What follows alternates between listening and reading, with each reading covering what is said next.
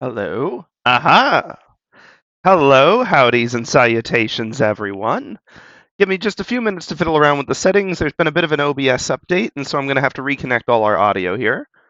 That's A-okay, though. I just mean it should be just a one-time thing, and then we're set.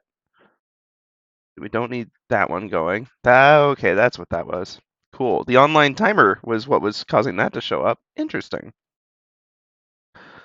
Let's see. Let us just see a little bit here. Beep-a-doo-ba-doo. Okay, removing this one, renaming this one. Monitor 1. Yep. Okay. New audio sounds. Specifically, this funky new application audio capture that is in beta, but seems to be the only thing that works. So, Spotify audio. Really?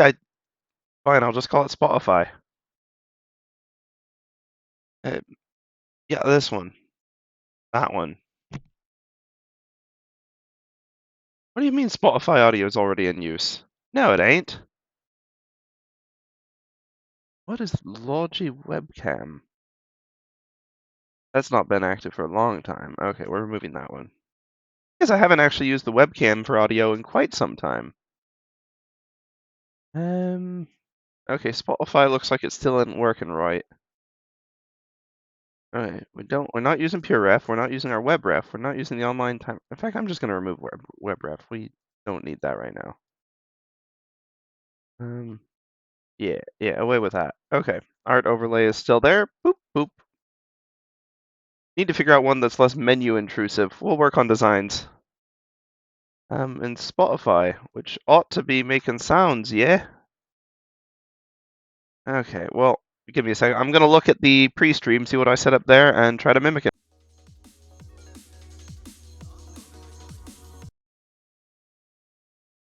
I think I've got it.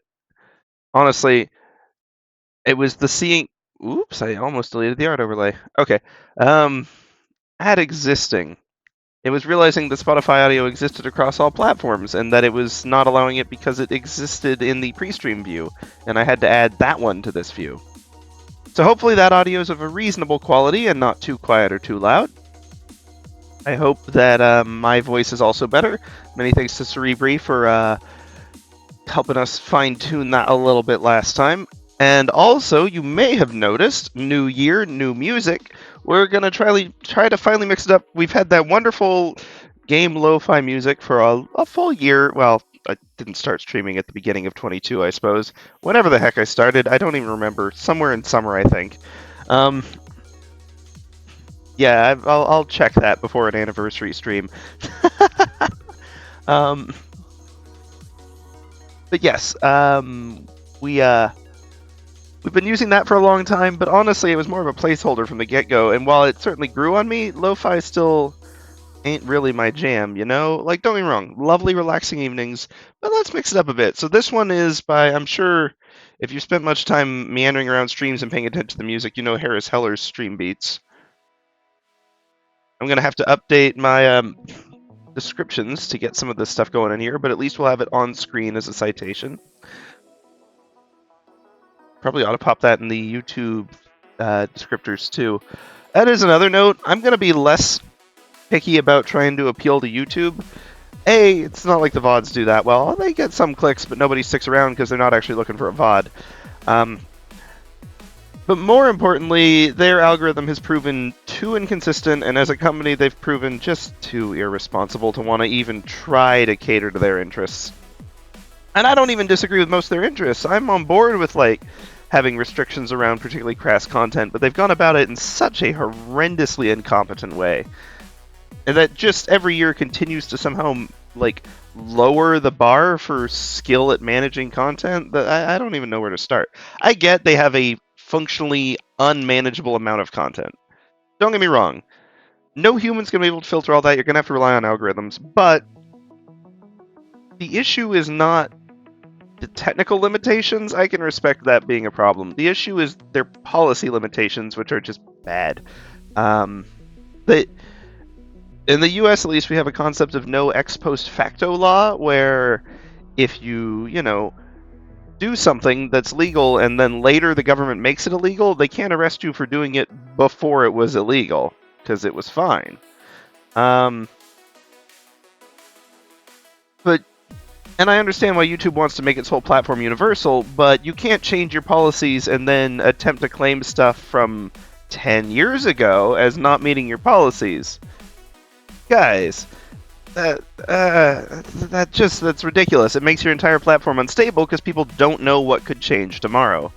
And so, yeah, no, I just I'll make sure I don't get anything that's going to get me like channel strikes, but I don't think we were going to do anything like that anyway unless they change their standards again. So we're just going to hang out on Twitch for the most part. They seem, I mean, don't get me wrong, Twitch is problematic in its own right, but at least it's consistent. That you can work with something that's consistent. You can't work with something that's just erratic as all get out. So, and knock on wood, Twitch will do something crazy tomorrow probably. But, you know, for now, it seems like the best choice. So I'm going to focus more energy on trying to have a little more fun over here and not stifle music or anything at the expense of YouTube restrictions. Is like, that's a waste of y'all's energy and mine. So, to get to where we're actually using our energy, and I will warn y'all, if it's not already obvious from being 9 minutes in like this, I'm gonna be a little rambly today. I am more than a bit tired. Been traveling to see family, as you may have noticed from the lack of streams last week, and today was the first day back on the job, so early mornings after jet lag and not so early sleeping as I probably should have. So we're just gonna run with it, do what we can. And as we all know, the best activity when you're tired and not fully with it is Blender. I'm only half joking. Like, yes, if you're trying to do something specific, it's probably not a good approach. But I'll be honest, having something like Blender that gives me singular challenges to focus on might be a better approach. Like, if I was trying to just do a doodling stream, my brain would go blank and my skills would be forgotten. With Blender, there's technical stuff I can be like, okay, I've lost my train of thought, I'm going to go look up how to do this, and then for at least the next, 10 minutes, I know what I'm doing. So, first off, let's show you where we're at so far, because the main thing I want to do today is whip this into shape to be a better pause stream view, and also set us up for some new Blender. I want to do a V2 of the gate. I know a few things I can do to make it look sharper with less effort, and it'd be more with my style of actually 2D and 3D art now that I think about it. I don't know if my style is defined by laziness or liking clean lines, but I like simple, less textured things. And that's what we're going to be going for. I wonder, I need to look into this. Back when I was using Maya, you could select a face and color it, and it would apply the color to that space on the texture map, and it would just sort of work. Like, you could just say, I want this face to be green. And actually, Blender has a different way you could still do this. You can apply different textures to different faces. So I could do a two-color thing and still have it work. Okay, there's ways to do this. I'm excited. But before we jump into that, today is just making this one look a little nicer, getting a better export. I did already get a better export than we used to have. I'm going to go to the pause stream screen to show it to you in a second, and also fix the audio on that screen. We'll get a 2-for-1 there. But it is no longer the low-quality run-through, I believe, image flip to generate a GIF. Or sorry, to generate a GIF. My bad. But yes, that was pretty bad looking. So I've got a new one. It's got some, text that's at least built into it, but it's still a long way from where we want it to be. So I'll show that to you, fix the audio, and then we'll discuss what we want to update.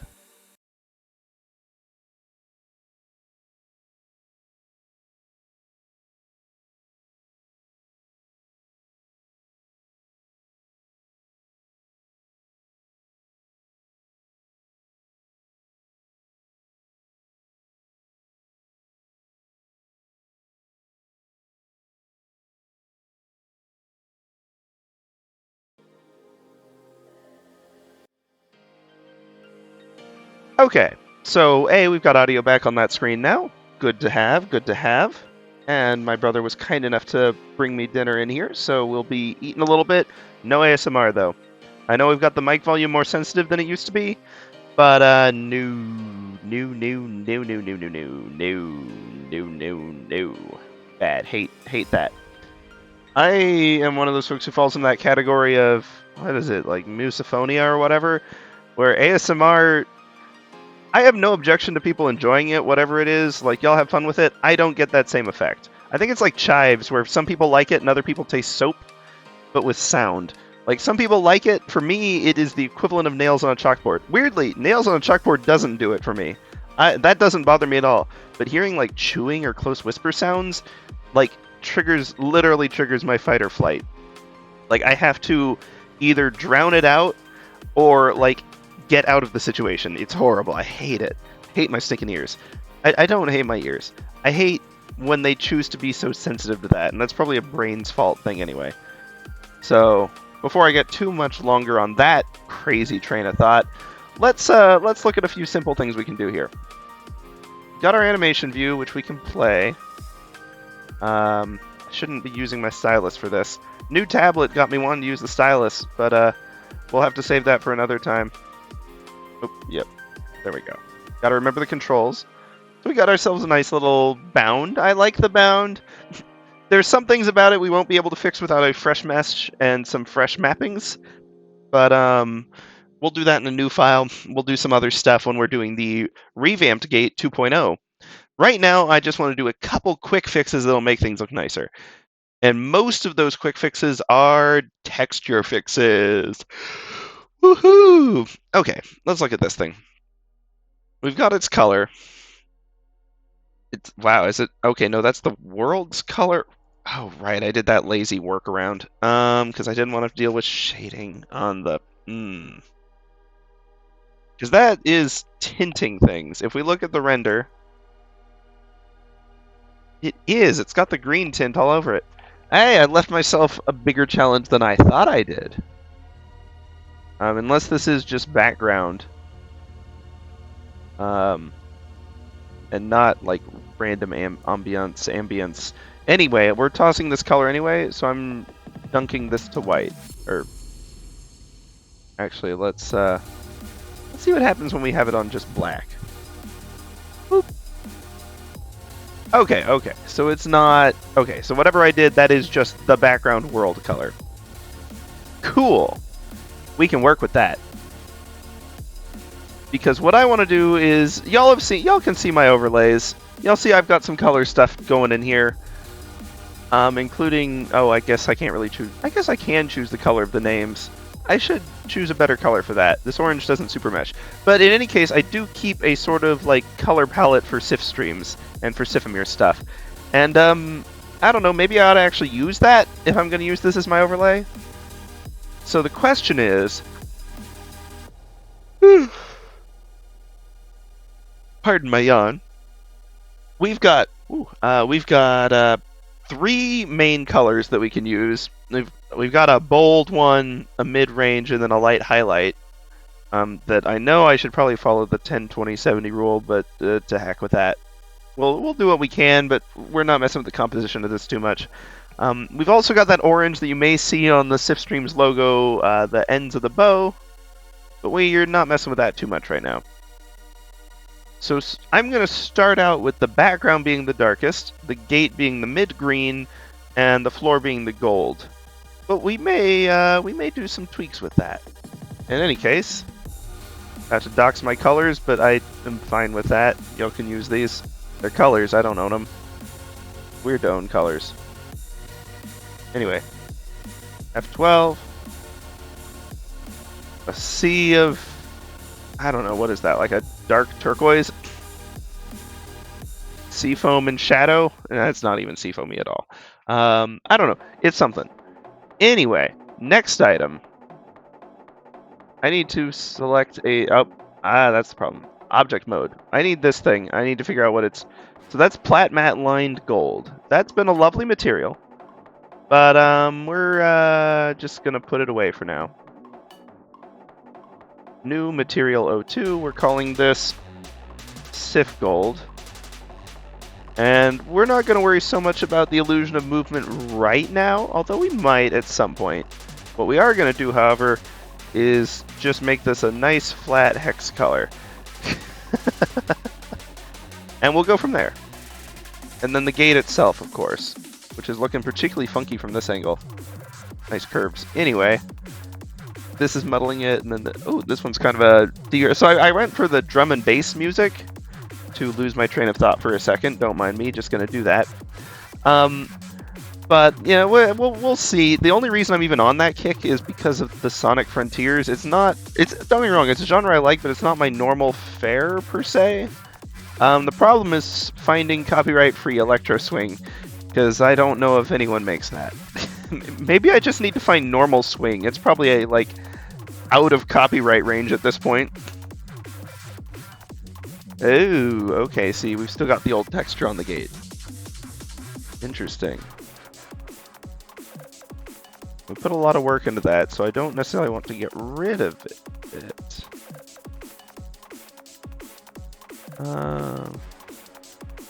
And that fake user thing, I'm gonna have to figure out the logic behind that, or it's gonna bite me again at some point.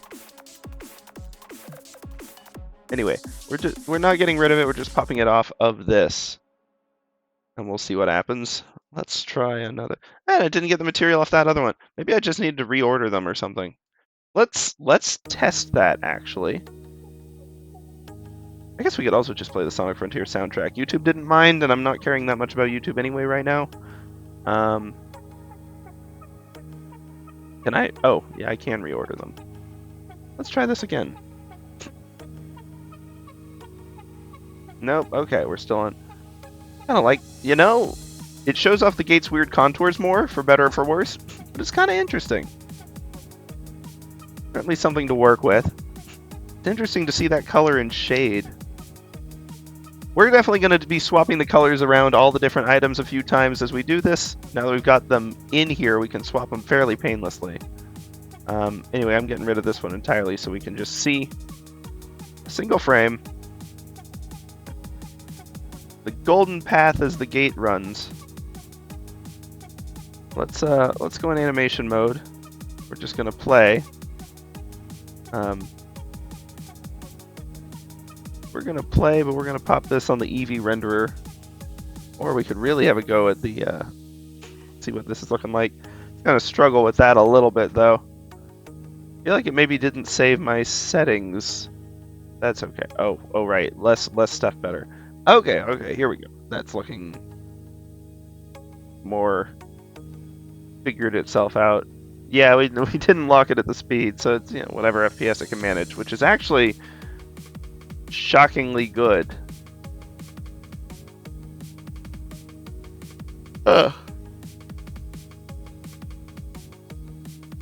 This is only meant for 24 FPS, I think, so the fact that it's getting considerably above that surprises me, honestly, but not in a bad way.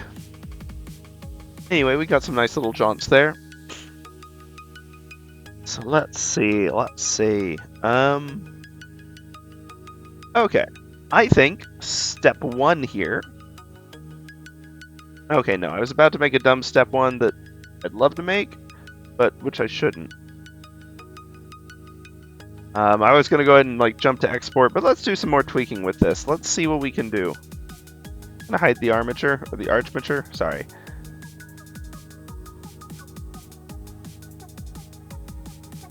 Without delineations, it is still slightly problematic on the path. We can make some custom ones if we want, or we can not do that. But it's, interesting.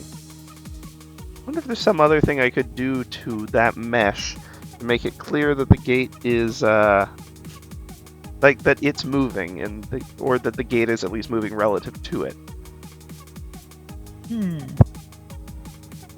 But the other thing I want to do real quick. Oops, sorry. Object mode. How did we get back in? Oh, the armature. That's how we got back in that mode. Okay, this base color, I'm saving. And we're visiting the world. And we're going to, okay, 264653. 264653. 264653. 264653. My brain ain't keeping stuff in it so well, so I'm just going to keep repeating that. Let's see how this looks with a slightly different balance. More like our last one. The gate's got almost like a onyxy type deal because the green in that bluish tone looks like it's a reflected green from the background, which is fascinating, frankly. And you know, that kind of... Ooh, that gives it a neat little almost crystalline look.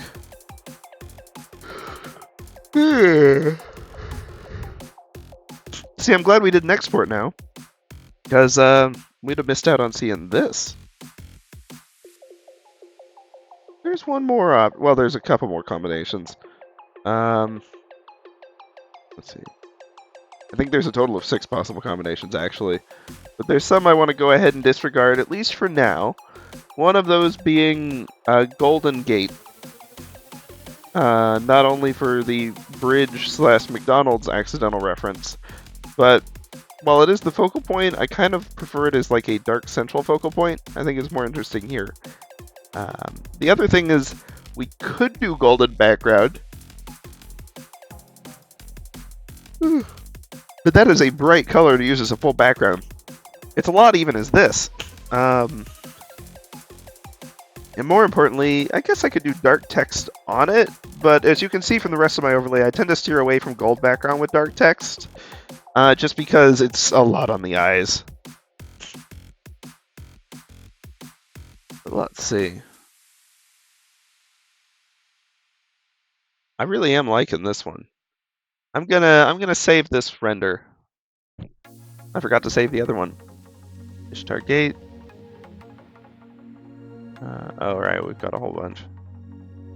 New folder. Ishtar solid color renders.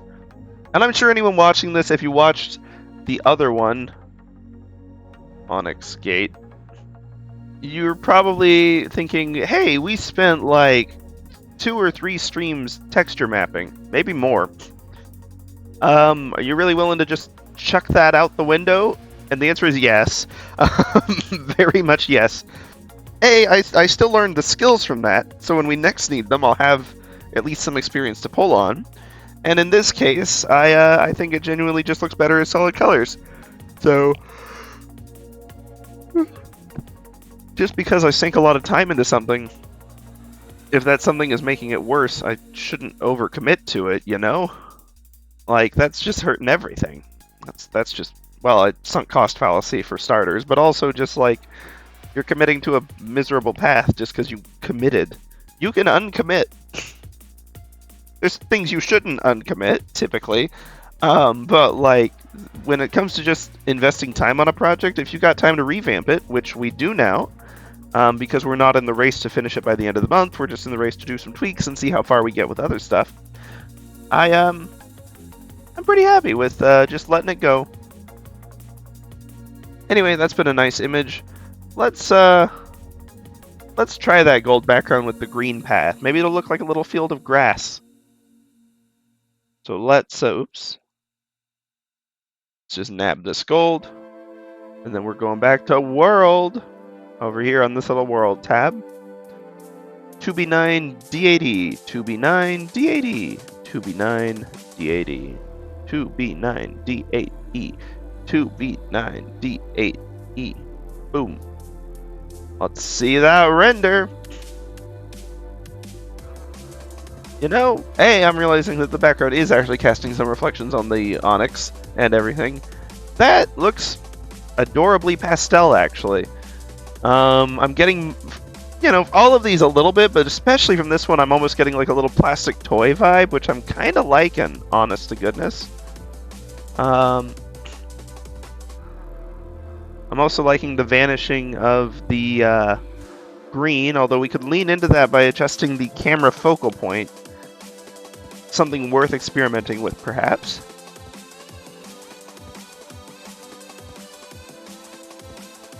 Anyway, I'm just going to call this one Toy Gate. Save as. This one's really tempting, actually. I'm liking this one. Oh, I like the reflection on the top, too. That's looking sharp. Still got the good contours being picked out by the shadows. which will make those much better on the next version of the gate. Trust me. I was prioritizing big chunks for two reasons. One, I wasn't sure about the rendering capabilities. Truth be told, didn't want to mess with overcomplicating it and breaking something. But more importantly, it was for the texture mapping. I didn't want to have to manually fix a bunch more. There's probably a better way to fix that, but I'm not sure there is. It's probably more one of those you need to set it up smart from the beginning so you don't have to fix it. And I still don't know quite the way to do that. So let's see. Let's, you know what? Let's actually experiment with a golden gate and the onyx sky, because I think the mid-green is just too saturated to be the background unless we've got like a lot more stuff obscuring it. I think it'd be a great like background for like part of a nice spy book when you've got a lot of other stuff going on, and that boldness would help be like a defined background. Even then, like you'd have options. But for this, I just don't think it's a great choice. However, I think the gold. I thought the gold was going to be horribly overwhelming, and maybe people are going to look at it and be like, "This is horribly overwhelming." But I was actually quite liking it. So let's do the gold gate. And you'll notice that I'm not doing any two things the same color. I assume it's obvious that I don't want them to blend into each other. Even with shadows, that's still going to be an issue. So, let's see how this looks. Also toy-like, but it feels slightly more morose. And maybe it's because the gate is the happy thing, and the world seems sad. Wow, yawns are turning me into Big the Cat. Oh no, yoy. Yeah, I don't know. Like, don't get me wrong, there's a cuteness to it, especially with the chipper gate. But the gate's already kind of sharp and blocky, so it doesn't really make a happy, I don't know, quote-unquote protagonist if we want to get all fancy with it. But the world seems just dark and dreary, and this little spark of gate isn't quite selling me on it. Much as I enjoy this gate's hippity-hop. I think I enjoy the Onyx one more.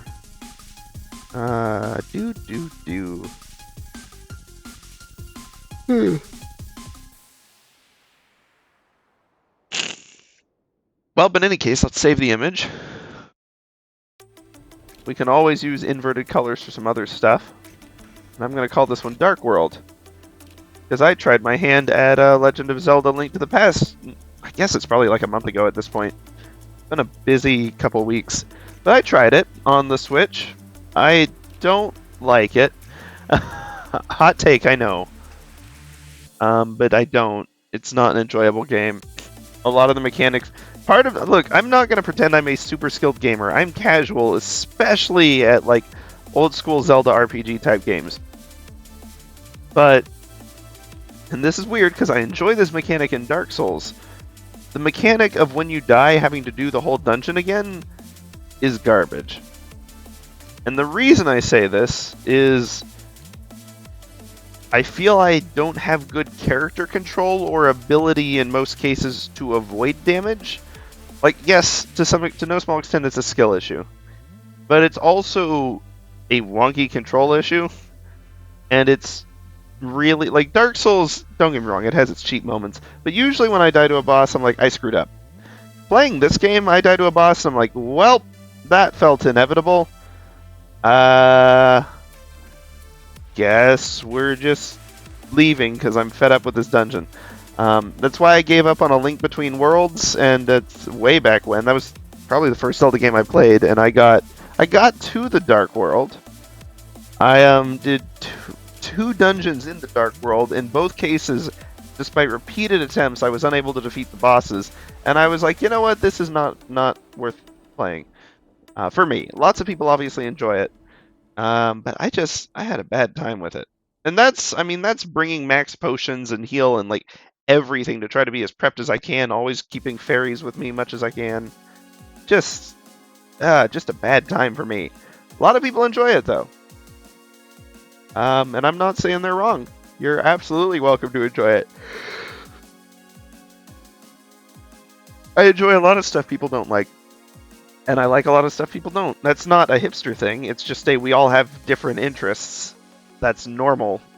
People not liking the same thing as you isn't a crime. To everyone out there who, when you find out someone hasn't watched Star Wars, screams at them or is just like in shock, like, chill. Star Wars is fun. I like it. Not everyone does. It ain't the end of the world. The same goes for all this stuff. Zelda games, all that. I'm especially learning that as I finally played my first Sonic game recently. I, over the course of, I want to say 4 actual days, binged the entirety of Sonic Frontiers and got all the achievements. Now, this is, I don't know if they'll update this. Right now, there's not achievements for collecting all of the heart token things or for finishing all of, like, getting S rank on all of the little levels within the worlds. I have done both of those things on the first world, but not all the others. I have at least finished all the levels on all the others, but I haven't S ranked them. I did S rank 1, 2, for those wondering. And honestly, I had a good time with it. I didn't think I would. And I really, maybe it's the mechanics of this game. I've heard the movement in the 2D sections is kind of bad in this one, but the mini levels were kind of the least fun bit. I really enjoyed the overworld. Except for the squid boss. And not because I dislike it, it's beautiful and gorgeous, and when I first saw it, I was entranced. But because it just shows up out of nowhere and shoots at me when I'm trying to do other stuff. Like, the other bosses kind of leave me alone if I don't get up in their business. Especially Ghost. Ghost is the most polite boss. Also Fortress, which seems like it would be like Squid, but it only notices you when you get near its, like, one spot, whereas Squid will just shoot at you wherever the heck it runs into you. The only one that makes the, like, map signs unsafe, because it'll just meander into them, it's like, I don't know. Squid's a little invasive, but it is an enemy boss, so that's fair. I'm just saying, I had a good time. Don't get me wrong, the game hasn't changed, but it has a lot of good going for it. Pretty world, really fun movement just in the overworld, and, like, with the singular exception of Chaos Island, which I assume either had a different level designer or was done at kind of a different phase, because it was obsessed with locking you onto 2D paths to a degree that the other worlds were not. And don't get me wrong, the other worlds had plenty of them, but they weren't on the ground, and so they weren't as invasive. Chaos World has a lot of them that are just along the floor, and so you can sort of stumble into it and get locked into it when you're trying to do other stuff. And it gets to be a pain looking for exits. I've been rambling about games for a long time and not doing anything. If I'm gonna do that, let's at least save, and let's get this thing going. Learned a few things about rendering since last time we were on here.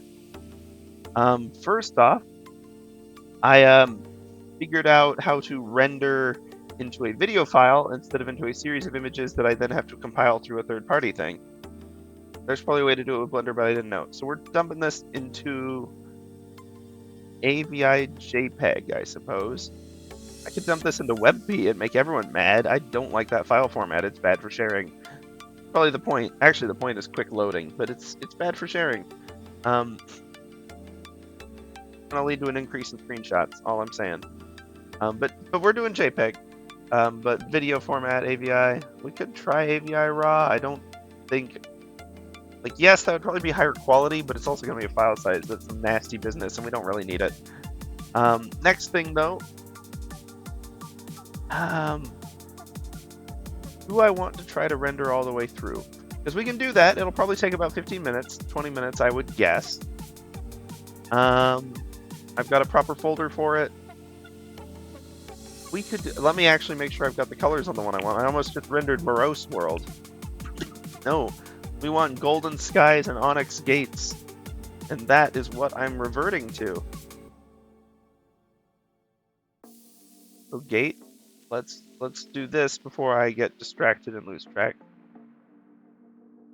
Let me grab the color.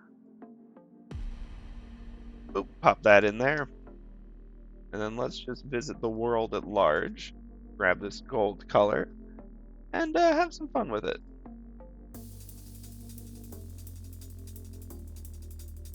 And I know there's ways to set different textures to different surfaces, but I don't know what they are, so we'll have to learn and get a little creative with it. Let's do one more singular F12 render, just make sure we got everything where we want it. This is almost aggressively chipper. Maybe it'll become an eyesore. I don't know. I kind of like it though.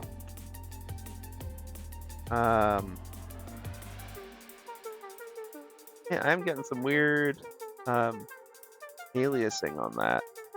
Oh, maybe it's just the level of zoom I have on the image. Okay, that's fine then. Anyway, let's animate some light sources into it so it's actually getting like different light sources throughout its meander. I know we set it up for optimal viewing based on Donut tutorial, but having a moving light source is an easy thing to animate and would also be fun, but let's export it first. I can overlay some text on it in the Onyx color, that'd be fun. And then we've got a couple options. We can animate a light source, or we can actually put some 3D text in here and render with proper shadows and everything. Have it move with the gate. Or, ooh, idea, y'all. What if the text is on the ground and that's what's scrolling? Because the ground is scrolling. It's the thing that's actually moving.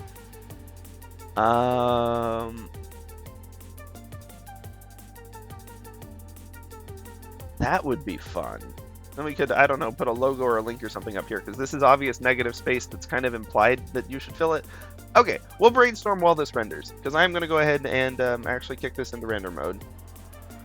We're going to go to render animation. We got all the settings right. We're going to let it do its thing for, what is it, 8:40 my time. I don't know that it has a timer for the overall render duration. I think it's just timing individual frames, which are taking a little over 3 seconds. 3 seconds and change. I don't know, 3 times 120. Wow, 360. Brain, come on, work with me. So that's what, 5 minutes? 6 minutes. That's 6 minutes. Duh. Brain. You can tell I'm tired. But we'll give it some lag time, buffer time if it's got any weird frames. The tearing in this part is killing me. I could stand to adapt the bone structure to be a little more complex too, although there are risks with that, of course. More complex may mean smoother, but also harder to control. And given the trouble we had with that last time, we should actually be fine because I recorded the trouble we had last time, including our solution, so I can go back and watch it again. Haha! Benefits of VODs. Woo! Anyway, yes, back to rambling about games. I've been having a blast with Sonic Frontiers, genuinely. Which is weirding me out because I have not liked the other Sonic games I've sort of dipped my toes into. I played a bit of Sonic Forces. I know that one got bad reviews. But there was a Humble Bundle, you see. And then I think I also got Sonic Forces because there was the Humble Bundle and it was the new one, and I think it was on sale. And anyway, it was cheap enough. I gave it a shot, got a little ways in, but I don't know, the movement in it was not satisfying. I kept just running into enemies and spikes because it was basically all of the... I'm trying to think of how to describe the difference between its level design and this open world one. Maybe the movement just feels better in the open world. I know a lot of people complain about it, but it's still good. Like, it's maybe not for speed runs, but it still felt pretty smooth most of the time. I enjoyed it. A lot of stuff had decent momentum keeping, even though I keep hearing complaints. I know there's some stuff that didn't. I don't remember it off the top of my head, though, but I'm sure there was. But the level design difference. Well, part of it is the open world actually had really good conveyance as a level design concept. It was always clear where I could go next, which is crazy hard in an open world. And I think part of the reason it worked in this is every direction is viable. So you can just sort of like screw up and meander elsewhere and still get there. But a lot of it was because puzzles led into each other, or into checkpoints, or into bosses. Like all the puzzles were usually for like the least important collectible. Okay. One of the less important ones, because they're easy to get in mass otherwise. we'll discuss that choice later.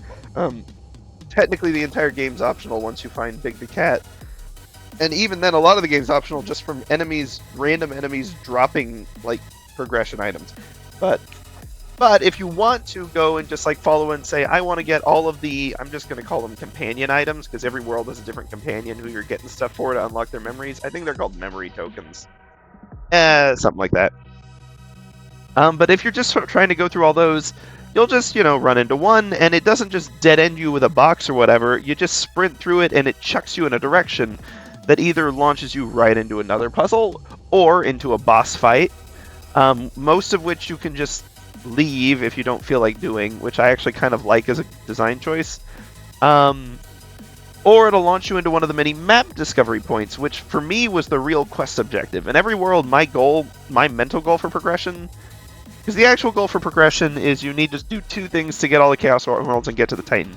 You need to get a certain number of the story token doodads in order to interact with whoever your person of the island was. And you need to get a certain number of the gears that typically only drop from bosses, but can also just be randomly acquired in like 3 other ways, which kind of trivializes the point of boss fights. But you get them from bosses, and you unlock the side worlds using those, and you can go play the side worlds to get keys, and you can use those to unlock the Chaos Emeralds. There's a lot of different collectibles. It's a collectathon type game. And so the main progression items are gear into key, and then also friendship token. But the friendship tokens, there's like 6 times as many as you need. And while most of them are gotten through puzzles, theoretically, a lot of them also just drop from enemies or from these little, like, just treasure box signs that you can run a little circle around and get, like, 8 or 9 of them if it happens to be one for those heart tokens. Sometimes those also drop gears or other things, and I still don't know if I assume those are intentional and consistent, because there always seemed to be an item token one next to spots where you could talk to the character of the island, which seems like an intentional, like, hey, if you were close, just go for it. But yeah, so those were sort of the intentional things. But for me, progression was, I want to experience the world, run into everything. Not necessarily do every puzzle, because there's too many of them, especially as you get on. But I want to at least have a go. And so for me, the main progression thing were the map icons. I considered a world basically done if I had all, like, the full map unlocked. Because there's like 20 or 30 of them per each world.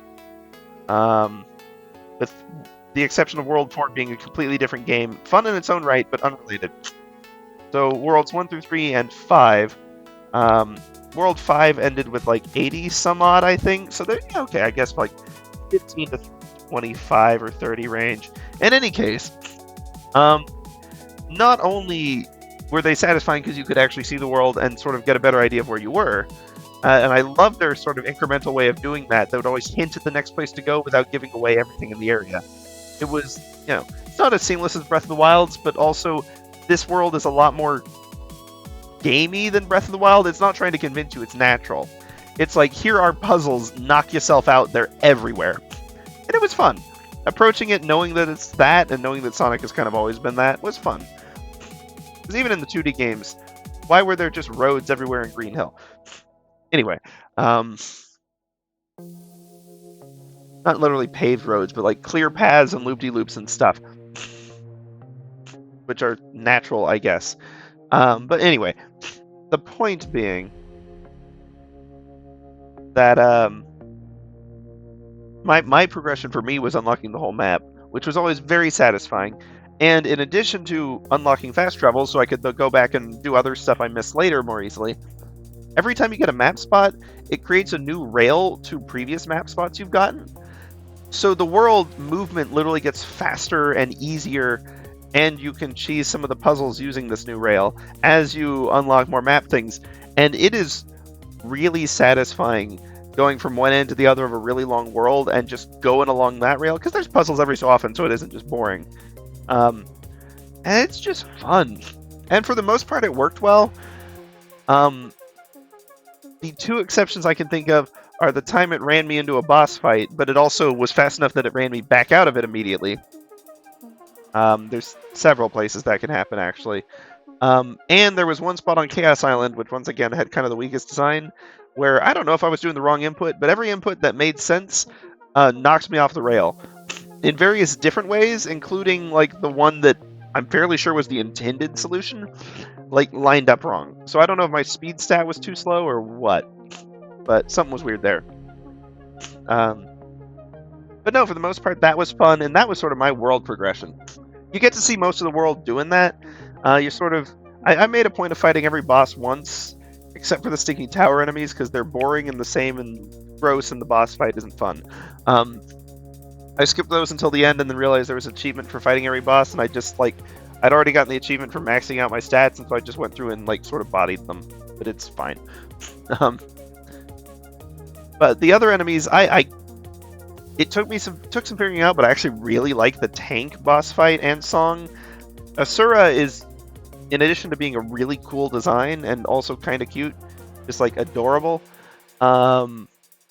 It's also a really fun fight and very fluid, and it just looks cool.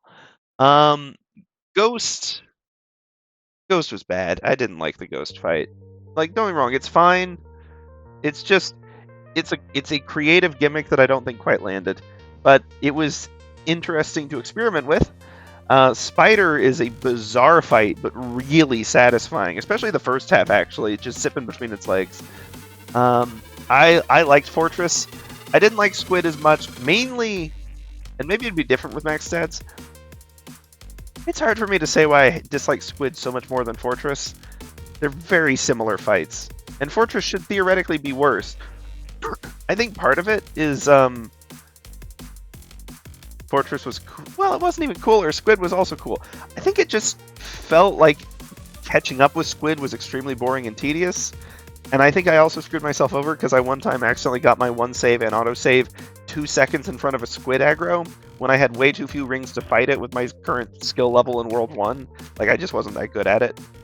And so I like tried to fight it like 10 times in a row. And it has this really long, like, sort of scripted section before you can actually fight it. And so I'd have to go through that every time, and I eventually just got fed up with it as a boss. Which is unfortunate, because it's a cool boss. But it also, like, likes to jump scare you and just show up places, which is kind of annoying. But Fortress was fun. Fortress looked super cool, too. Squid did, too. Squid looked, like, elegant cool, though. I liked them both. Let's see. I will say the pinball game, spoilers, not really. If there's a Sonic game, of course there's pinball in it, was bad. Like, it wasn't... I didn't have a horrible time of many hours fighting it like some people did. The fact that there are ways that you can just lose that are basically out of your control unless you have quite a lot of skill at pinball, and that it's required in the main story quest, is just kind of bad design. Like, it felt more like luck that I got to continue with the game. I'm glad I did, but that one was really just the pinnacle of Chaos Island being far and away the weakest, which is a shame. The soundtrack on Chaos Island is, like, fittingly morose, or not morose. It's one of those emotions that a lot of people revel in that I think is garbage. To each their own, of course, but that's sort of wistful and sad. So it's not just nostalgia, but it's like nostalgia and also loss, which again is a fair emotion to have, don't get me wrong, but I don't think it's a healthy one to wallow in, and that island was so big, and the movement on it, like I said before, was so janky and awkward that it like was a real drag on the pace of the game compared to the previous two, and compared even with the what I can only describe as boss spam of the last island, I still felt it flowed better and was more fun. Fortress was wonderful. Spider was a fun fight. The bosses on that island are good. Except for Shinobi, because it's just ninja again, which is admittedly a fun fight because it takes about 3 seconds one way or the other. Either you die instantly, or you figure out that you can parry it with guaranteed parries, and it dies instantly. So yeah, World 3 had some jank. Wasn't thrilled with it. And unlocking all the map on it was so slow, and I didn't have my rest spot, because my favorite thing in the world is finding the fishing spots. Not because they break the game, because they don't break the game, but they very kindly, I see that our render's done, they basically give you an option. You're like, hey, if you're fed up with this, just go fish a bit, and you can get whatever items you need to progress. Really, actually, nice function for someone like me who doesn't have infinite time for it, because I'm either working or streaming or sleeping or, doing other things. I don't have infinite game time. I clearly still have plenty if I binged that game in 4 days, but to be fair, that was a holiday. And they weren't continuous days. I had a week in there where I was traveling and couldn't play. But also, the music is super calm. Like, I just love it. The fishing game is simple enough and also actually fun. Like, it doesn't get boring, because you don't have to deal with repeat catches until you get everything. So there's no frustration of, like, bad random chance. You just pull up fun nonsense that they put in the pond. The Eggman memos in there are genuinely fun. I enjoyed those a lot.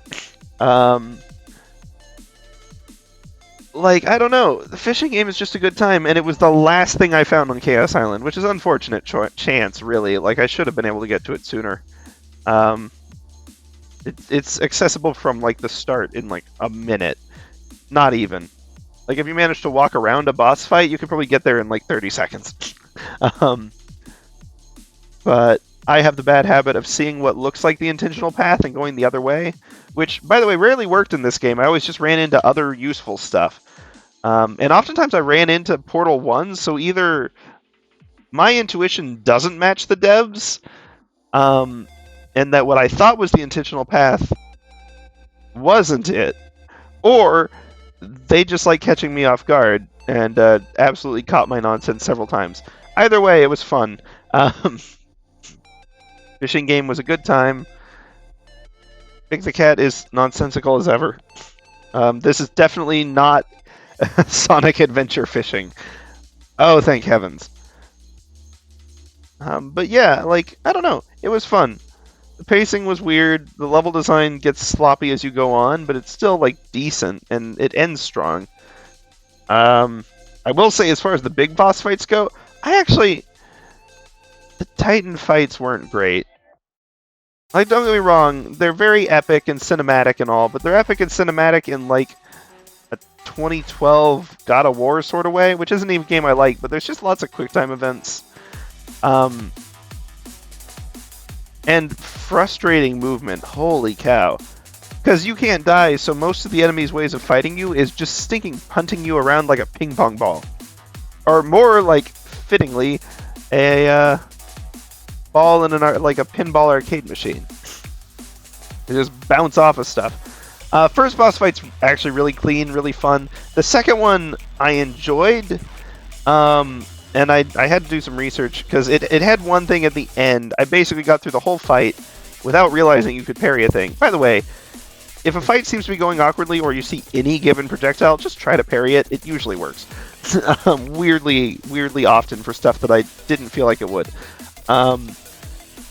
So I went through it the slow way with no parries and caught up with it on its whole track and had a great time.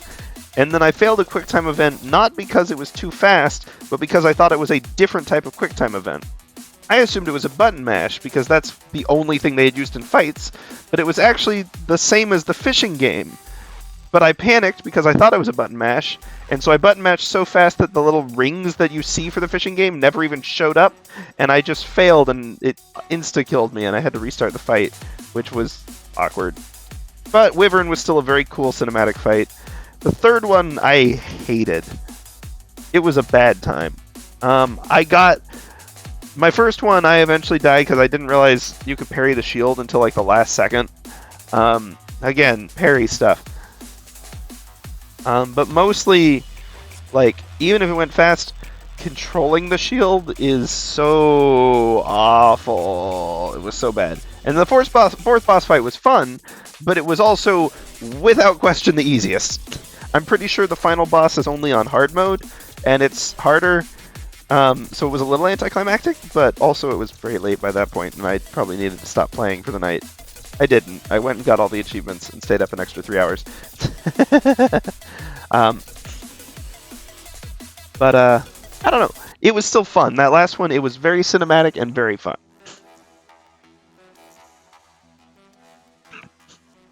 Even if it's turned into a stinking Toho game. There's a Toho game that you can, using the correct mantra of just going stinking fast, basically sprint into the enemy before it fires any projectiles.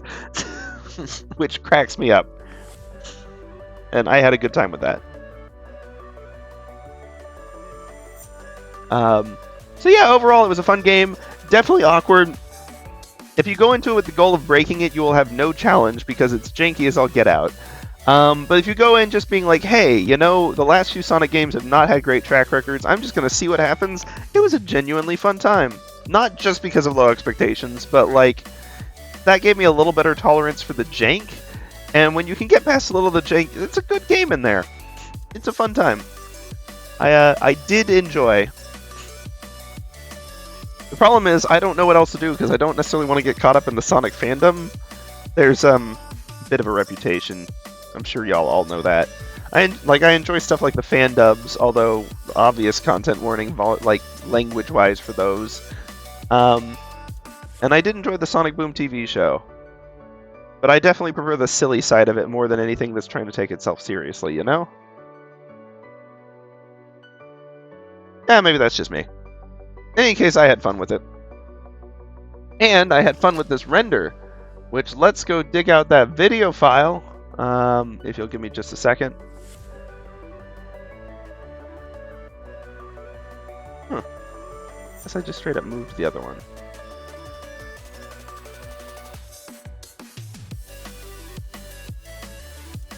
Let's do this. Actually, let's make it like a little smaller so we can see the whole thing in here. Yeah. Okay, so the tearing is a little more obvious with this, like, just flat texture.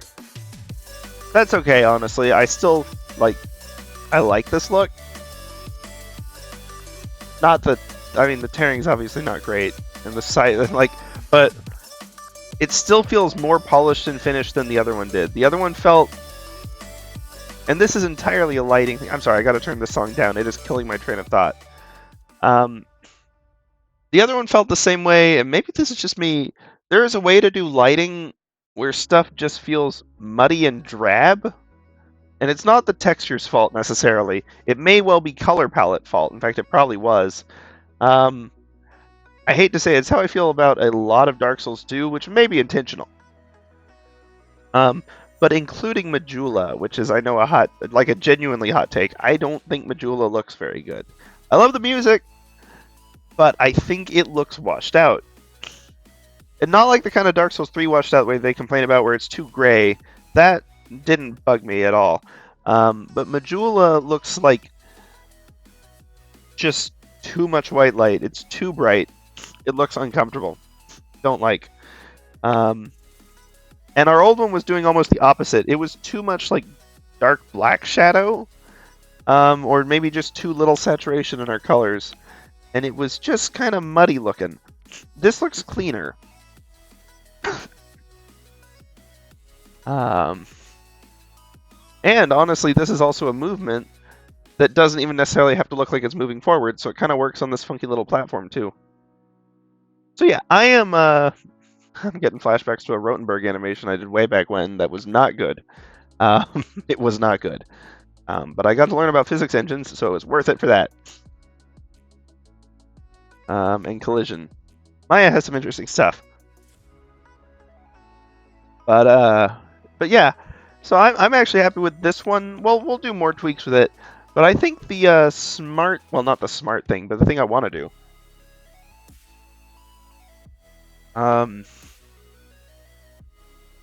Let's see. What is going to be the best way to do this?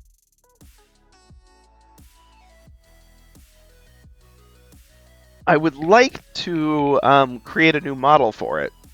One that will hopefully lead to less tearing and badness. But I also don't want to necessarily start from scratch on that. I want to start from a single tower. and then do some other things with the mesh before we merge it and before we do any of the other like weight mapping and such. And I think we can get a much cleaner effect with our walking, for one, but also with come on, brain, work with me here. Also with our movement, also with our lighting and textures. However, it has been an hour, and I do still have that sort of like lung crud or whatever that I've had for 3 weeks. It's not. I tested it. It's not COVID. It's just some nasty long-term cold thing, sinus drainage badness. So I need to give my voice a little bit of a rest, or else you're gonna have some pretty darn quiet streams for the rest of the week. So I'm gonna take a quick pause. We'll unfortunately still have the old color palette for the pause stream. And then we'll be back in a few minutes. So take a moment, stretch, rest, regroup, get a snack, whatever you need to do, drink some water, and I'll see y'all in a few.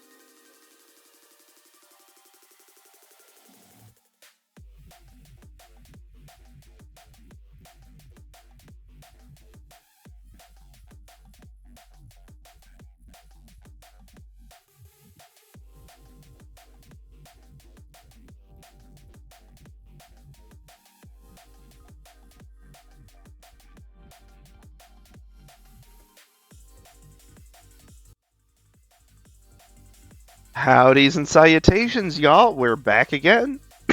My throat's still angry at me, so we'll see how long we can go. I know I talked about starting on a fresh model, but that is really kind of a new day project, and I've got something smaller and a little more doable, although I did watch a nice tutorial on how to import just the tower into another project. So we'll be doing that. But let's do a little more polish on our outro screen first. I'm going to not texture paint. Well, maybe texture paint. Ah, here we go. It even has the file in question. Actually, first off, I need to go to UV editing.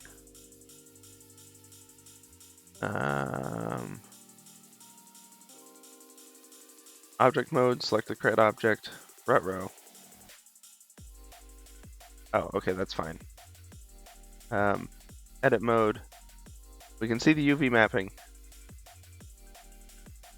Open. Ishtar gate. I promise I'll explain what we're doing in a second. Textures? No. Topo texture? No, although that was a fun project. Where in the heck is it?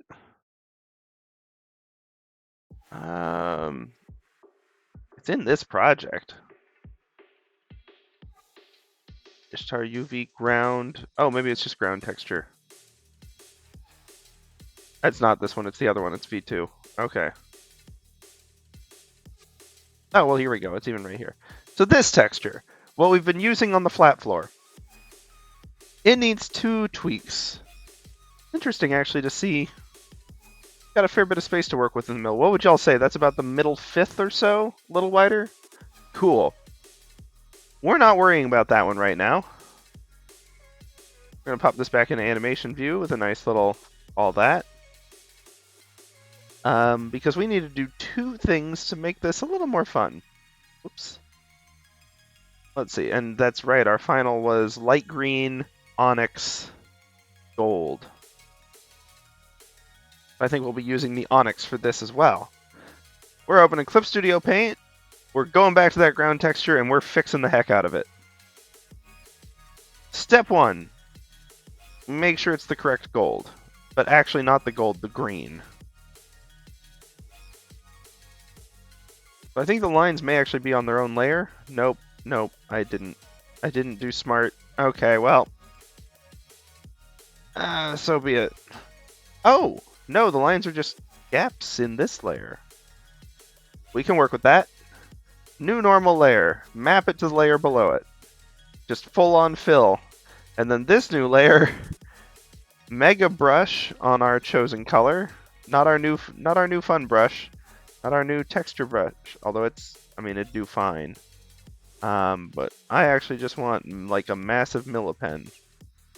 Whole thing in green. Step the next. Text. This does have a text tool. We will probably not be using it to its full potential here. Let's see. I assume that the font I actually use for Sifmir stuff isn't in here. I didn't realize until later. It's like some paid Amazon one or some such, so I only get because I use some other thing. Anyway, it's a pain. I like that. It's not going to work for us. That's actually cool. Still not what I need, though. The alternative I had found, and we'll see if it's in here, I believe was... Yeah, it is Stika Banner. Cool. Stika Banner, big text, bold. I need a color choice. I need to go back to our onyx, I think. Onyx color. Text box, go here. B. Perfect. We're just going to throw that in the middle. I'd like to vertically align it, ideally. Forget where the option to show... Oh, yeah. Ruler bar. Our whole document goes to, right, 1080, so half of that would be, what, 540? That'd have to be the center point of this. Wow, I eyeballed that fairly well, actually. A couple pixels too low. Oh, wait. I actually eyeballed that better than I thought.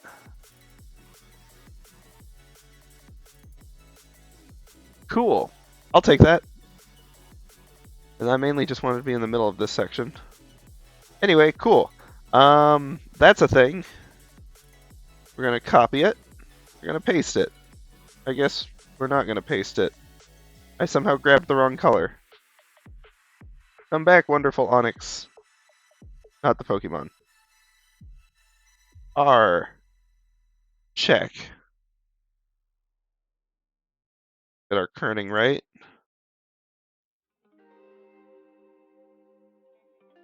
And we're just going to copy and paste the two of those. Whoa. Guess it's not going to let me do those. Okay, fine. Let's just duplicate layers. Oh, right. Okay. Yep, these two. Really, you're not going to let me transform both of them? Guess because they are different layers, but I figured if I'd selected them here.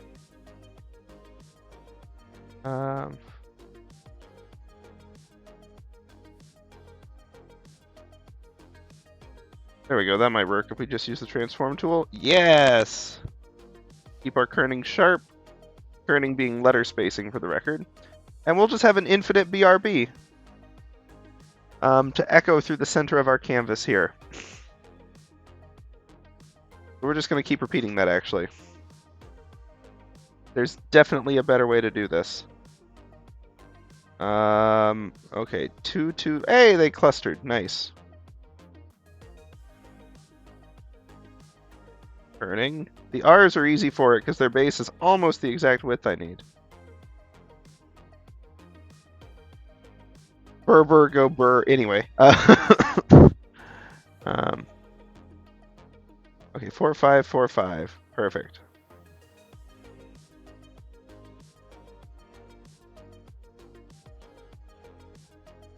Probably don't need beyond that. I don't know how much horizon was visible.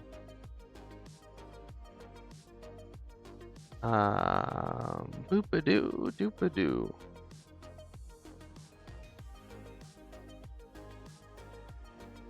Anyway, let's save that and export it.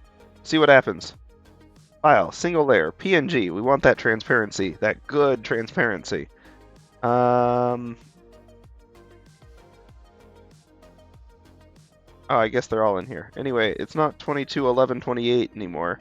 This one is... Oh, it's just an export anyway. That makes this easier.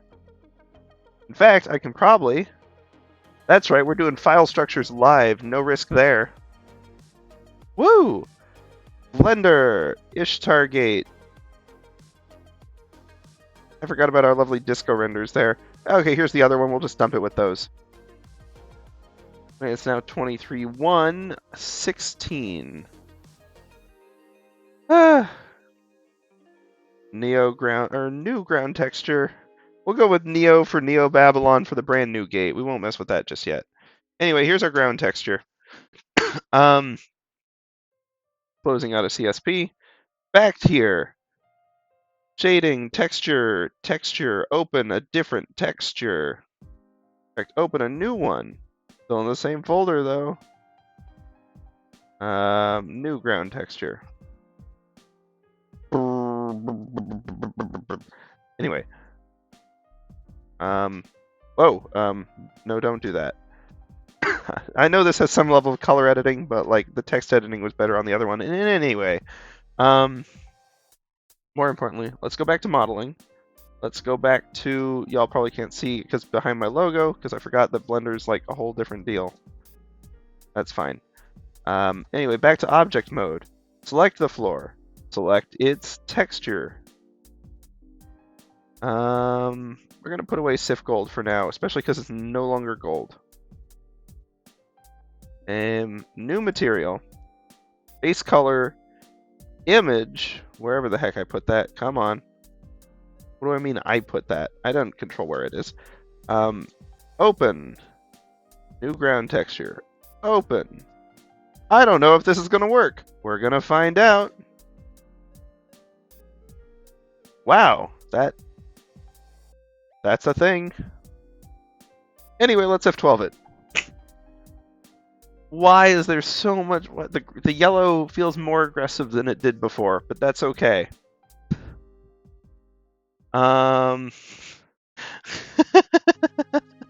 This is so dumb. I don't know if anyone's even going to be able to read what this says, but I'm going to roll with it. I hope the animation still works. Oh, I should have checked that first. Oop, one moment. Sorry if that picked up on the mic. I tried to. I took off my headset somewhat before I sneezed. One of those ones that was just sticking in there and wouldn't figure out what it wanted to do. Anyway, nope sheet.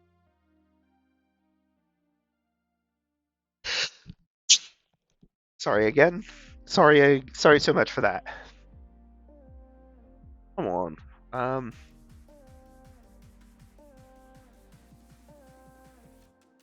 There's not an option to play? Did we lose all the animations when I hit this? Oh, jeepers. Dagnabbit. Nose.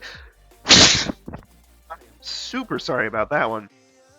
I'm gonna blow my nose real quick. I'll see y'all in just a sec.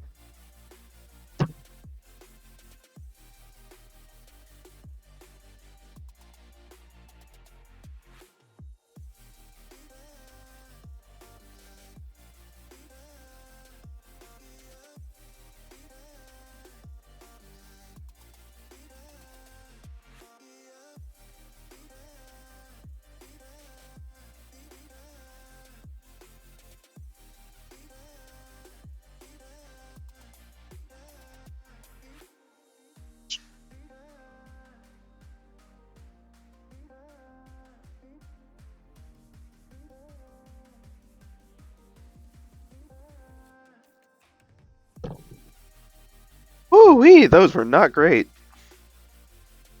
I'm glad we don't have any actual viewers today, or that would have been awkward. Oh, because it won't go away. There's just not enough tissues in the world. That was dumb. Sorry. I tried. Come on, nose. Okay, y'all, just bear with me on this. I mean, I could just render it outright, pause it if it gets crazy, but I don't think that's a smart idea. Where's the NL editor? The NLA? Maybe I just pushed everything to it. Yeah. Come on, where's the play option? Plane still has texture skipping, that's good. Is there a reason I can't use this thing? Oh! Oh, no way! Hold on. Ah! Ran out of playlists, started playing other stuff. Actually, quite a lot of songs ago. Holy cow. Let's go back to this. Much as I love that song, it's a little off track. Oops. Okay, I'll have to figure out what's going on with the animations later, because they're being weird. I'm sure they're not being weird. I'm sure it's me being weird, but...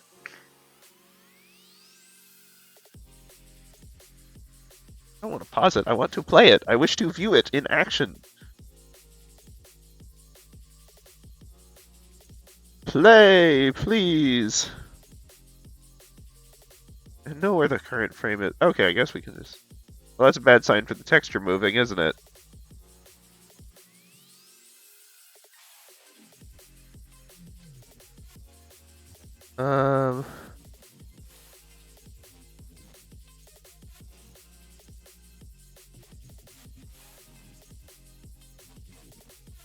Push down action is a new strip.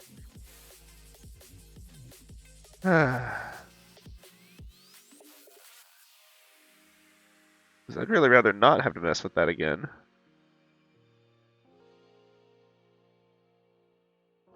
The only way to know for sure would be for this to actually animate,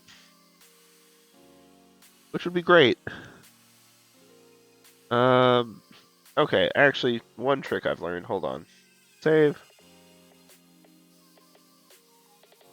Yes, save. Sometimes when Blender's being weird on the animation, I just need to do a fresh start, and at least I'll know it's not some weird, like, cache thing, and that it's actually...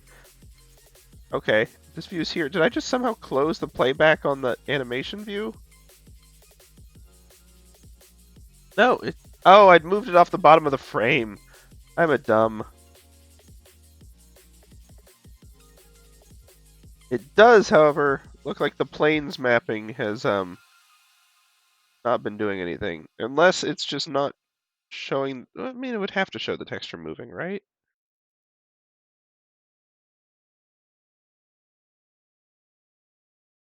I am going to render animation briefly. We're only going to do a few frames. We're going to see if it moves, because it should be moving at this point.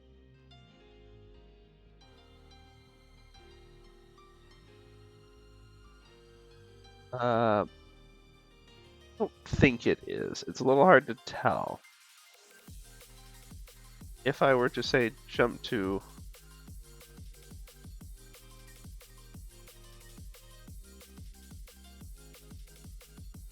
I'm going to say stop. I'm going to say start at frame... Whoa. Oh yeah, start at frame 67. That shouldn't... Actually, hold on. Start at frame 42. That way we're not at a normal loop of the cycle.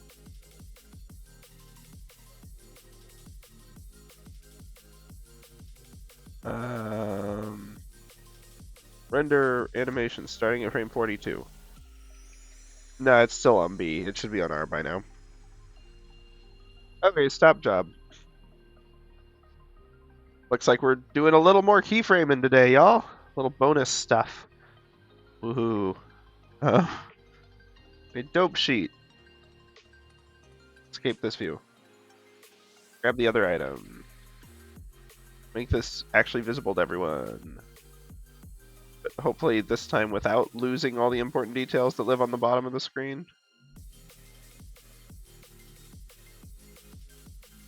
That would be great. Ah, of course.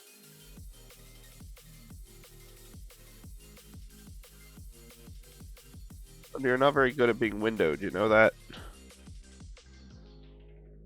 There we go. I need to line up the bottom first.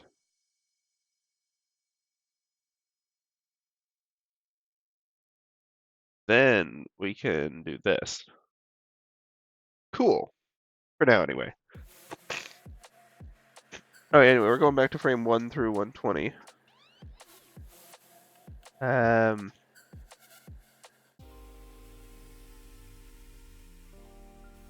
Let's see. Back to frame 1. I'd like to select a different... Yeah, okay, we got this. And I believe it is I for insert location keyframe.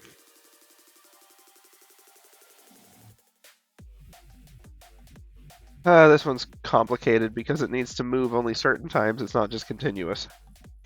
That's fine, though. We'll just have to think it through a little bit with my tired, sleepy brain. So it's in motion there. And then basically on touchdown, so at frame 15...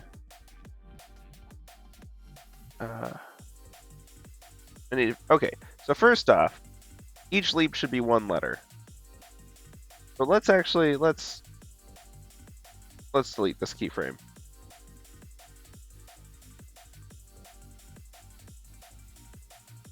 Cool. Let's start with it down. And the first time it begins moving back up. Okay, so we'll say frame 40. We're going to insert a position keyframe. But I'd want it to... Okay, hold on.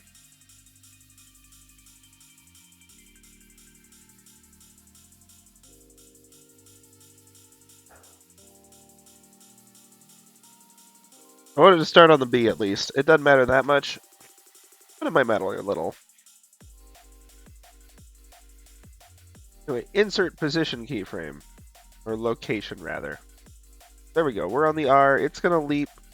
And by the time it's back down, so at 80, that makes sense. It needs to be at the center of the B instead. Ah, phooey. Or he was DuckTales villain. Or just Donald.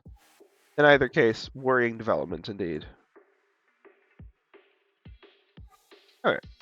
And then that's the trick, is we just need to get it where it is at frame 60, which is right above the line. Hold on. Have I done this right? Oh, right, because it's got like these pauses for 20 frames where it doesn't do squat. So I actually need to make sure I lock its frame in here too. Up until about here. Insert location keyframe. Yep, that's fine. And then do the same thing here. Cool, no motion there. Forward, down, and then up, and then down. So it'll be right over the line basically for these two. So let's just break this out. Scooch it forward. Yeah, we'll just wing it on this. There's much better ways to do this. Like selecting these keyframes. Copy. And paste. Oh, right. No, it needs to be the previous one. Okay, hold on. But it does need to be at exactly the same alignment. That's rough. Okay, hold on. We need to delete these keyframes.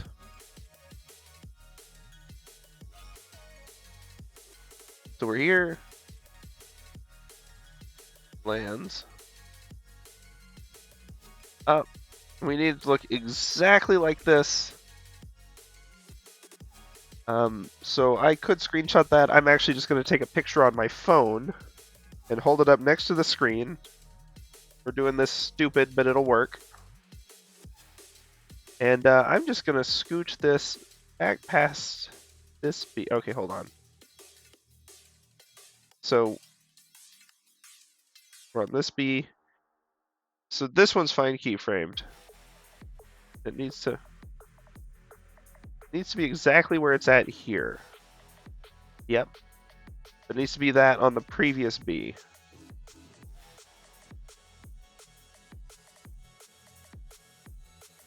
Is that this or it's this? Okay. Insert location keyframe. Let's play this. Nice. Okay. Wait, no, that's janky as I'll get out because of the weird. Hold on, I can fix that.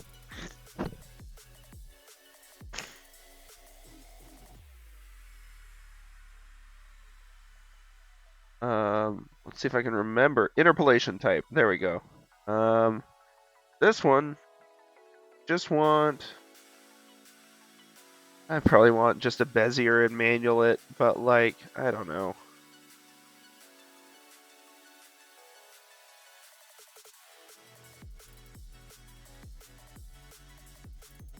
Come on, let me adjust the handle at least. It's Bezier. Gotta be able to do that. Bezier, I don't know how you say it. I'm sorry. Handle type. Free.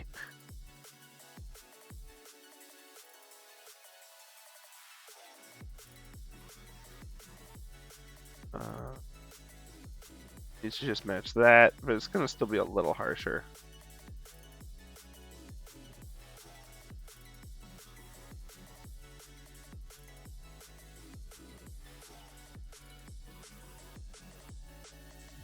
I wish I had a little more free control over it.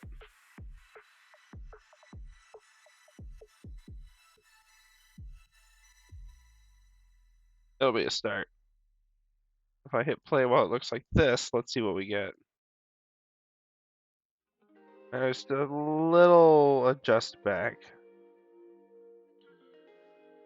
which isn't great. We should tweak that.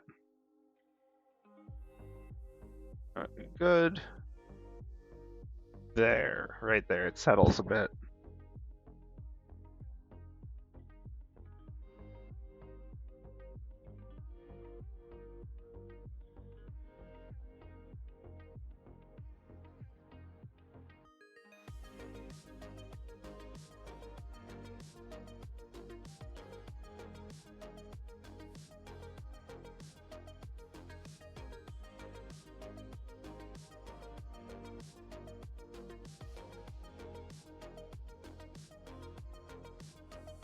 Okay, I think that I'm content with where that's at. Let's do a quick new F12.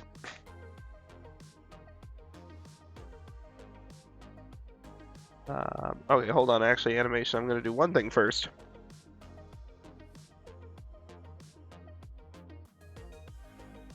We're on the dope sheet. Let's look at the action editor. We're just going to protect that, just in case. Fake user deal. Okay.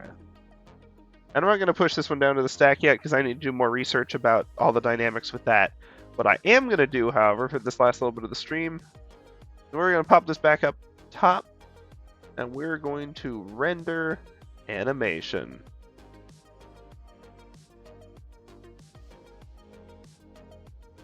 Does this look silly and nonsensical? Yeah, a lot. But I'm okay with that. I'm actually super on board with that. That's my jam. We'll have to figure out some overlay or something. Maybe we can pop chat in the top left there. I probably know how to do that. Not off the top of my head, though.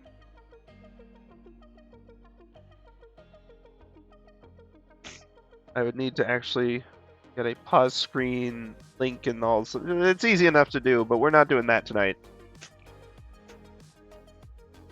Besides, there's like a 50% chance people would end up with like yellow usernames, and that wouldn't be great.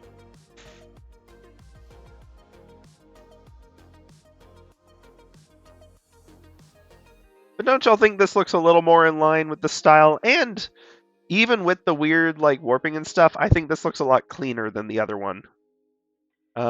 Even with the weird text artifacting, which we're just gonna live with. Like, it just looks better. Probably should have worked on the CSP file a little better. Oh well. This has been a successful stream. We've got a new overlay. We've done a lot of cleanup on Ishtar with some honestly fairly simple, trivial changes that I think have made it look better. Next time, we are going to not fully start from scratch, but do some major changes to see if we can't get some significantly smoother animations with this gate.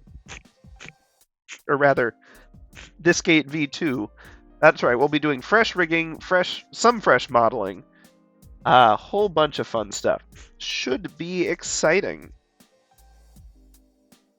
Or it'll be terrible. I mean, who's thinking knows? It might end up eating the entire rest of the month, but I kind of doubt that.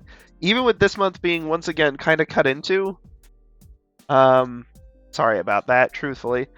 We're going to try to keep up the energy for modeling, and we'll do some stuff besides this one. Who knows? Maybe we'll do some other monuments. Maybe we'll do some not monuments. Maybe I'll review some tutorials, and we'll actually mess with the node editor a bit to create some fun stuff. Because it's weirdly good. Graph editor, all that jazz. I know we've touched on it a little bit, but when you see just like funky, creative, geometric stuff in Blender, a lot of times that's what it's coming from. Especially if it's auto, like, generative. It's good for that.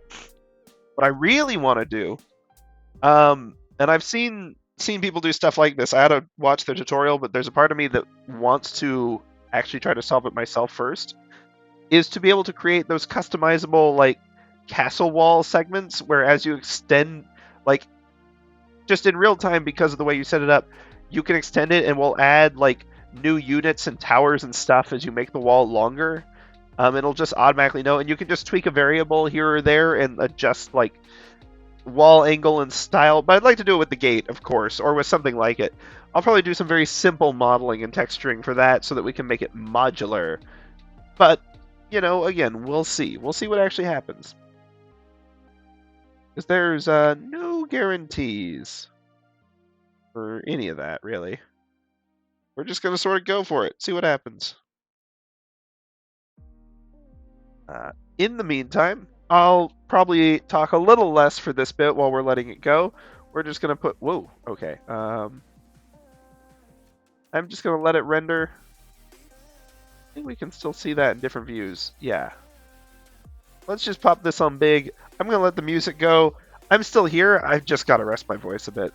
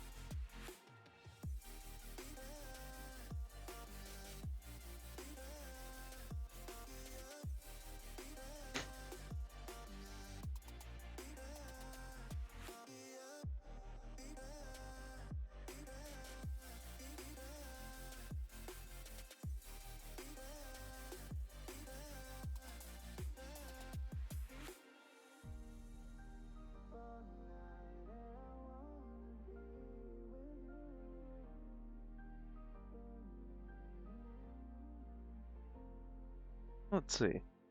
I've heard good things, just to meander onto another topic and fail to rest my voice. How are we back on this one already? Oh, whatever. I'm just gonna let it play. It's a good song. I'll credit the artist on this one since, different. This one is BKNAP, BKNAPP. They've done a lot of fun Pokemon covers, and I am personally a fan of Eterna Forest. And my old Misdrevious / Miss Magius that I got there. I had a lot of fun with the Diamond and Pearl, specifically the Pearl remakes. I guess I only remade Pearl once. It was a good time. I had played Diamond back in the day and actually found it to be very frustrating. Granted, this was early days. It was the second or third game I ever played after Black. I didn't play them in order. Black was the first one I did because it came out when I was getting into Pokemon, and then I went back and played some of the classics, which in that case was Diamond from just one gen prior. I had a bad time with it though. Uxie beat the snot out of me. My Infernape was terrible, or I just couldn't use it. Like I basically just maybe it had bad IVs or something. Maybe I just wasn't using it right because I was used to grass type Pokemon.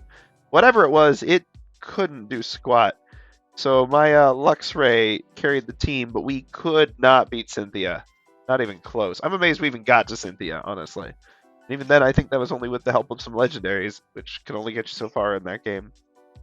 But with the remake, I had fun with it. The first time I've gone in and with the intent of not committing to a Pokemon team right off the get-go, I was like, I know that since it's a version exclusive, I want to grab a Mismagius, or Misdrevious rather. And then I just want to sort of explore around, try to catch stuff, put fun names on things. If a Pokemon's in the team from one gym to the next, but not after that, that's okay. I had a special box for everybody who was in the party. Got pretty busy by the end, because you get a little bond with them. But I slowly accrued a permanent team. I did keep my starter. He wasn't the strongest, but he did, I forget what he's called, Prinplup's evolution, so Piplup, Prinplup. The other one. Anyway, it did good work. At least good enough work. Yeah, he did well. I named them all after ancient Roman characters, and also occasionally from other periods when I felt like it. So we had Julia, the Mismagius. I believe the Staraptor I ended up with. Usually I don't commit to the bird types either, so it was kind of fun having it. He did well. He was a power puncher and literally able to tank Cynthia's Swords Dance to Garchomp and get me through to the end. Not on my first go, mind, but I did eventually beat Cynthia. That was Alexi for Alexios Komnenos. There was Belisarius, or Belisau, because I ran out of characters. That was, I believe, my Luxray in this playthrough, because I had to get one, for old time's sake. That's Julia, Belisau, Alexi,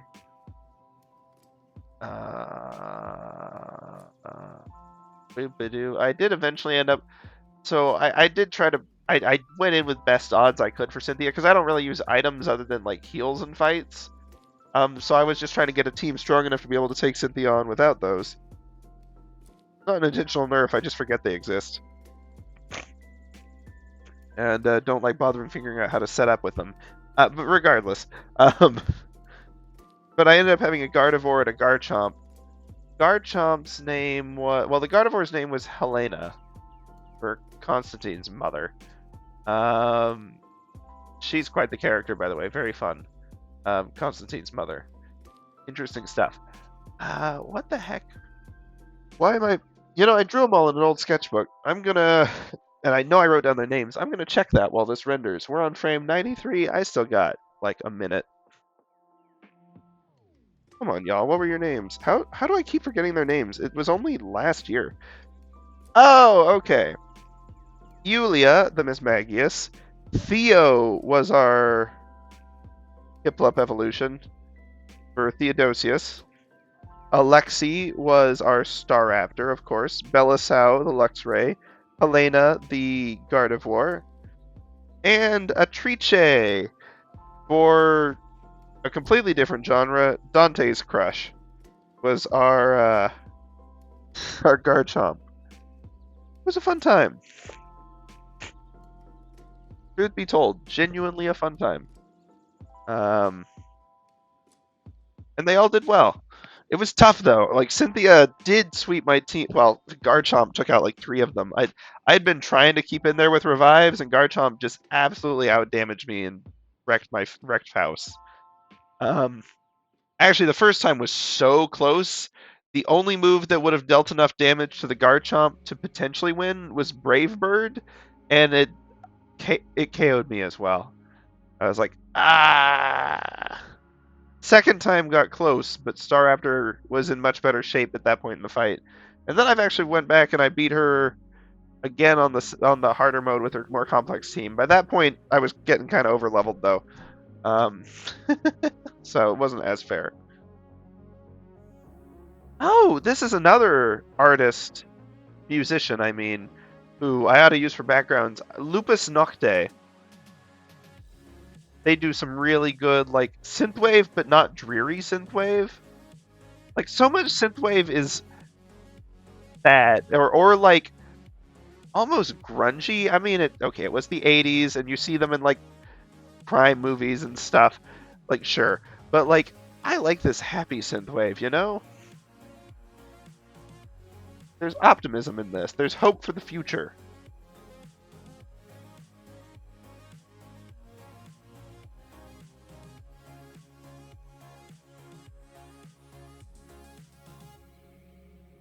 The future we're now living in, which is, in a lot of ways, better than the 80s. So, you know, even though things ain't so great now, I'd say we are broad strokes moving in good directions with the world. Other stuff's not great, but some of this is us facing our own karma, and it's the kind of thing we're going to have to address at some point, and so we might as well take it on. Ukraine war, not great. Russia's invasion of Ukraine, I should clarify. I know I stay politically neutral on a lot of things. There's no neutrality on that issue. That's so obviously. Like, obviously Russia's in the wrong. Doesn't mean all Russian people are in the wrong, mind, but supporting the war effort over there, and anyone who's actually leading it, definitely in the wrong. People are not their country. People can get brainwashed by their darn country, but they're not their country. And it's important to separate that. But the really important thing, of course, is taking care of everyone in Ukraine, doing everything we can to support. Even if you don't want to support military efforts, support humanitarian ones. Because that's a crisis, regardless of whose fault you think this is. It's definitely worth helping the people there. Okay, let's take a look at this video.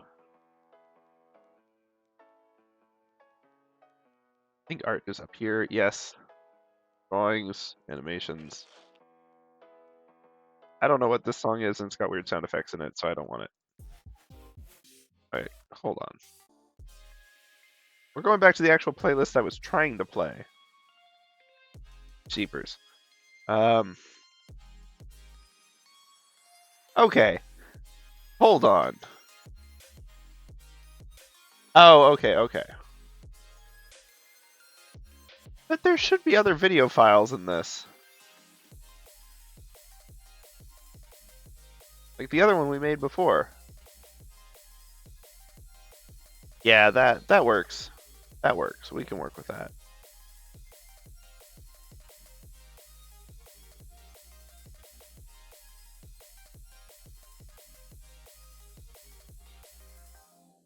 Little janky, but good enough. Could be fun. So we'll get that added to the pause screen. In the meantime, thank y'all for being out here. I still need to actually come up with an outro because I ain't got one, and it's always just some awkward sign-off. Like when you say goodbye to someone and then walk away in the same direction while I scramble for the stop streaming button. But it has been fun. I know no one's actually been watching, at least not at any point that I've looked. We've had a few bots, but maybe someone poked their head in. If so, I hope you enjoyed it. If not, I hope you're enjoying this VOD. And I hope that you'll tune in for future stuff, either more Ishtar Gate, more of other creations, or, whatever we end up doing in the future. In either case, I hope y'all have a good one, and I hope I'll see y'all on the flip side.